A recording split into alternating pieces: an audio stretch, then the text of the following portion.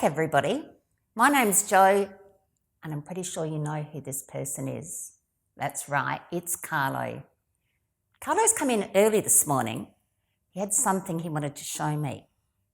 Have you noticed something different about him today? That's right.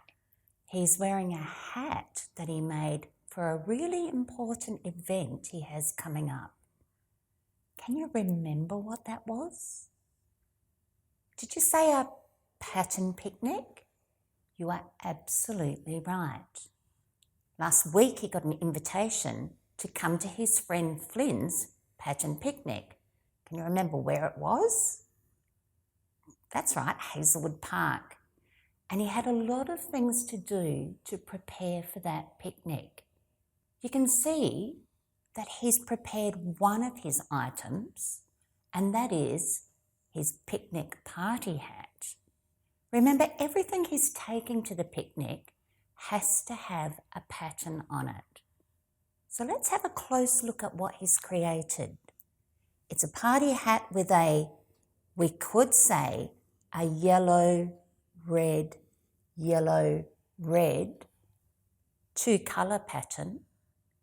But if we have a closer look, we can also see that it is a square, circle, square, circle, two-shape pattern.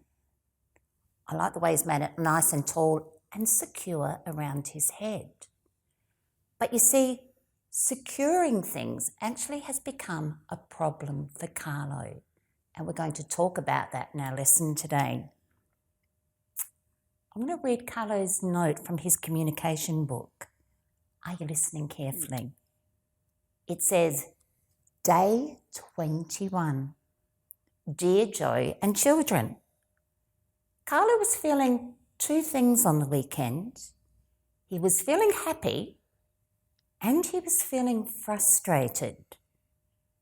He had a go at making a repeating pattern on his paper plate. Remember, he came last week with a plain paper plate and he wanted to create a pattern on it so he could take it to the picnic. He used glue to secure it. That means to stick it on so it can't move. And oh no, look what happened. Let's have a close look at what happened to the patterned plate that Carlo tried to make.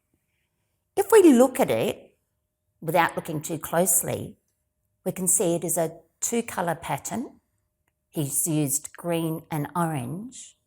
But remember, we learnt a really good strategy or rule, and that is that we say the pattern out loud to ensure that it is correct. We're going to check this pattern.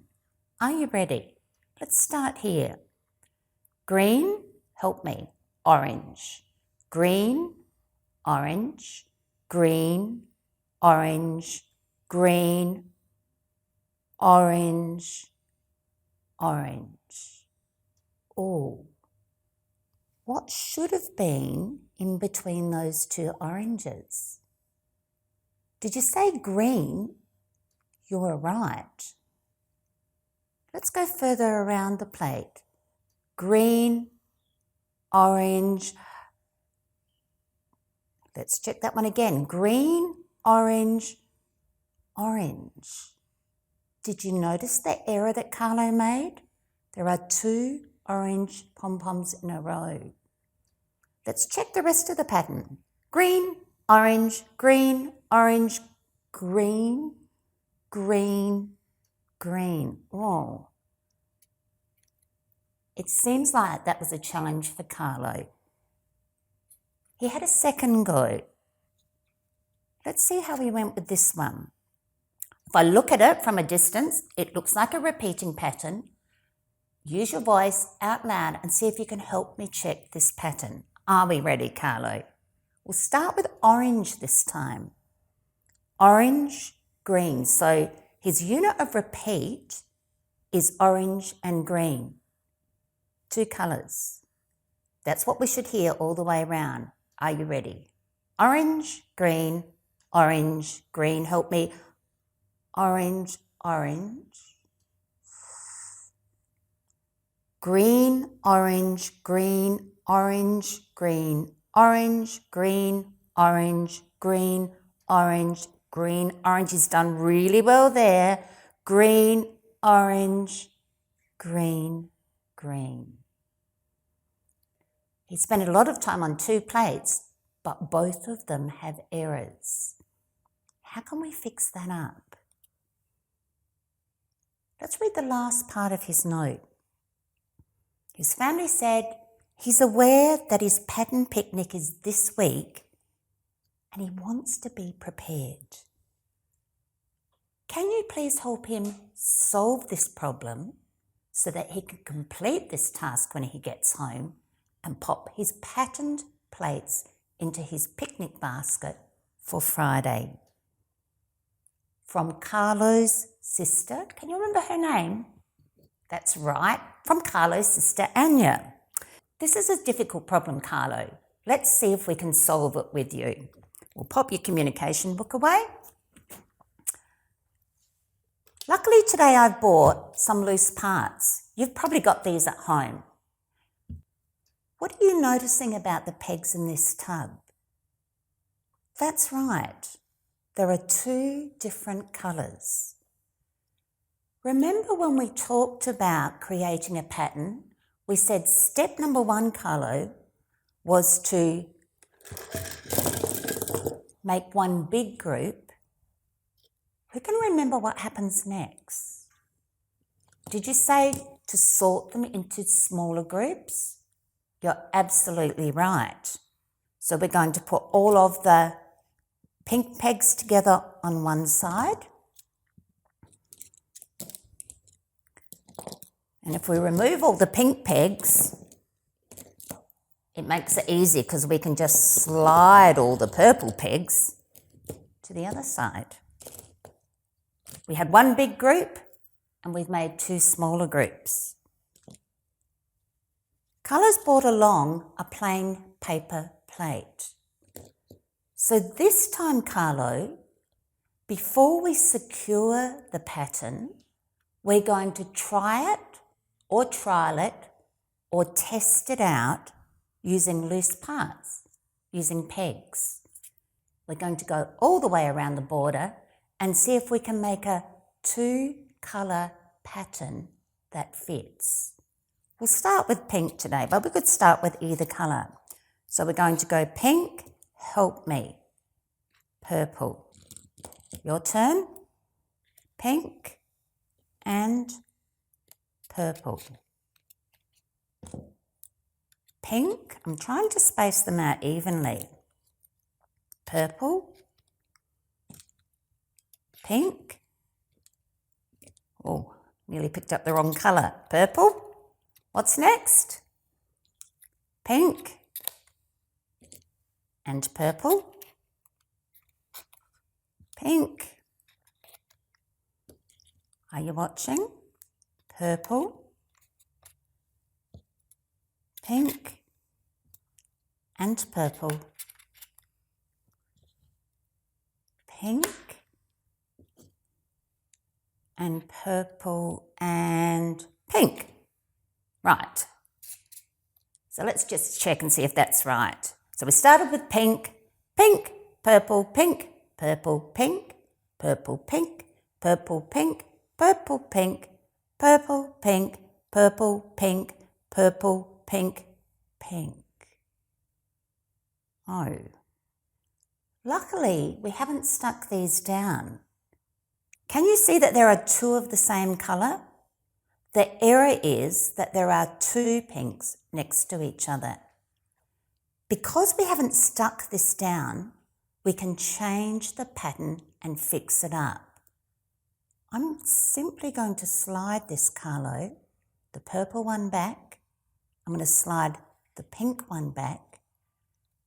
And I've made just enough room to put what colour in there? Did you say purple? Fantastic. Now let's check. Help me. It doesn't matter where we start. Let's start at the top and let's start with this pink peg. Help me. Pink. purple, pink, purple, pink, purple, pink, purple, pink, purple, pink, purple, pink, purple, pink, purple, pink, purple, pink. I can just keep going around and around because what we've just created is a continuous repeating pattern that just goes on and on and on. But you know what? It would not be very useful to take this to a picnic. So now that we've planned the pattern, Carlo, I'm going to show you a way of recording it. I need 2 colours and I'm going to use textures for recording today. We might use blue and pink. I'm going to take 1 peg off at a time and record. Pop that down, take my lids off so I'm ready to go. 2 colours, here we go. Purple first, we're going to use blue because I don't have a purple texture. Then we're going to go to pink.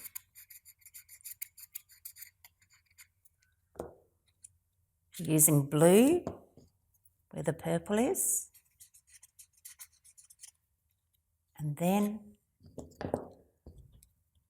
pink. Can you check the colours as I'm doing it?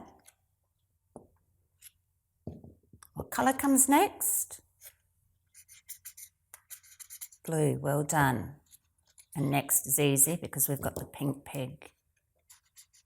Are you hearing blue, pink, blue, pink, blue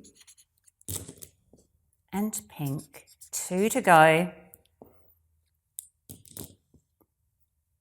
Blue and success. We've made a 2-colour repeating pattern that is continuous all the way around the rim of your plate. Now, if Carlo's got pom-poms at home and he can decorate his plate ready to take to the picnic, we're not going to do that today, Carlo. We're going to send that home with you. All right. Do you remember last week we got really good at translating a pattern into a different, this is a tricky word, into a different mode or modality? We're going to have a go at translating this pattern today using not our hands, but our voices. Are you wondering how we might do that? We're going to start with the blue. And the blue is a loud sound. And the pink is a soft sound. Have you got that, Carlo? Because you're actually going to help me today. So let's practice. The blue is loud and the pink is soft. Loud, soft. Loud, soft. Loud, soft. Can you hear that unit of repeat? Loud, soft. Loud, soft. Have you got that pattern in your mind? Let me hear you. Loud, soft. Loud, soft. Here's the tricky bit. I'm going to get Carlo to help me. We're going to make this pattern together and I'm going to do the loud bit and you're going to do with Carlo the soft bit. Let's practice. There's 2 parts to this pattern, loud and soft. I'll go first. Loud, loud, loud, loud. And because it's a continuous pattern, it would just keep going on and on and on. Once more. Let's switch it around this time, Carlo, and I'll do the soft bit and you do the loud bit. Well done. My turn. Soft. Loud.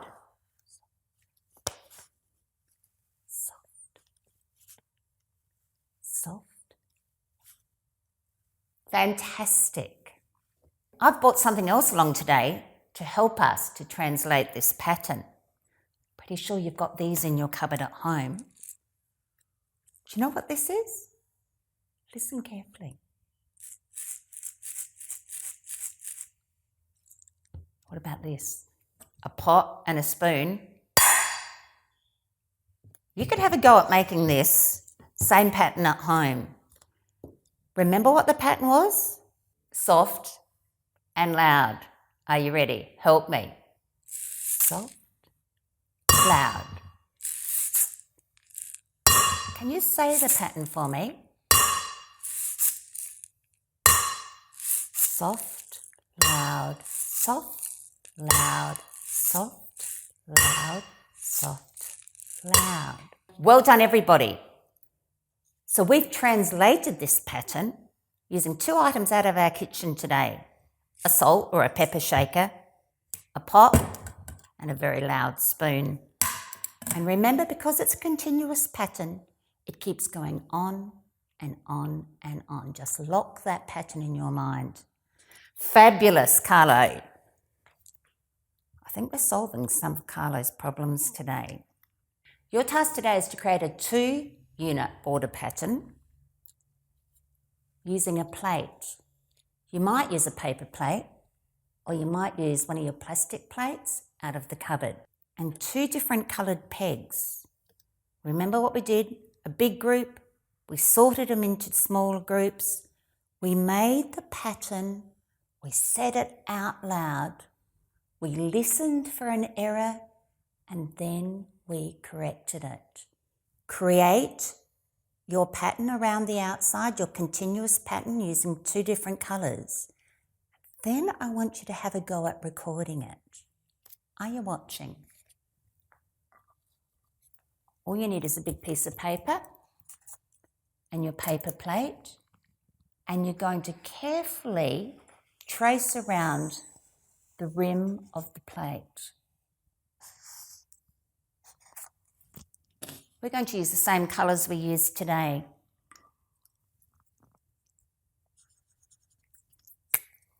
Lifting the pegs off one at a time to follow the pattern and record it. That's a complicated task. I wonder how you'll go with that. Okay. Well, I think we've solved your problem today, Carlo. We look forward to seeing how you get on with your picnic patterned plate. Thanks for joining us, everybody. Thanks for helping, and good luck with your home task. We look forward to seeing you tomorrow. Bye, everybody.